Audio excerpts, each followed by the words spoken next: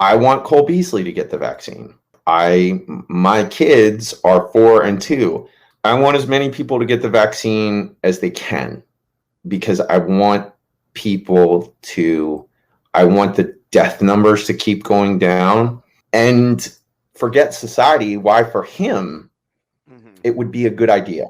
Okay. Yeah. When we were on this trip, right? I'm a CrossFit bro. I'm wearing a CrossFit t-shirt. There was another CrossFit bro there, right? He got it. He got COVID.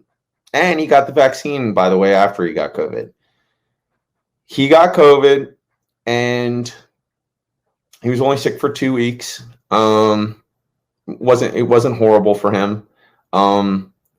Lost his smell. He got kind of almost every symptom but his lungs. And it was a 2-week experience that, it didn't kill him. Like, it wasn't like it was just like he was sick for 2 weeks, like on and off. Every day he'd start feeling better and then it would kind of come back, is what he said. Now, this guy who's been doing CrossFit for 10 years, he's very healthy and he keeps track of what he's able to do.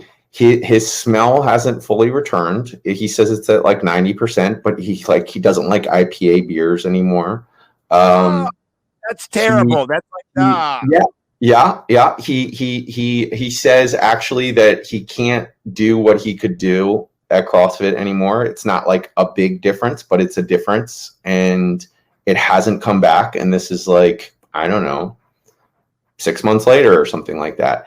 And so I would always say to anyone, that would be my argument first, is that I didn't get it. And I'm so glad I didn't get it, because I don't know if it's a majority, but it's around a majority of people have maybe permanent, lasting consequences that are minor to severe. So I would always argue, why get it? Yeah. Why get it? Why get it, Cole Beasley? Well, I would argue too, if you want to be the best NFL player every week, and now what the NFL is doing, it for those who do not know, here's the thing, this is why Cole Beasley is doing this.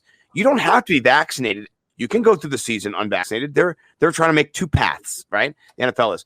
The difference, though, is if you are not vaccinated, then you have protocols that the other players and staff members do not have to go through, which is being tested every day. Nobody wants that up their nose. They have to do all of the mask requirements every single day. That if they're exposed to somebody, they have to go quarantine for 2 weeks. Whereas people who are vaccinated, if they're exposed, nothing.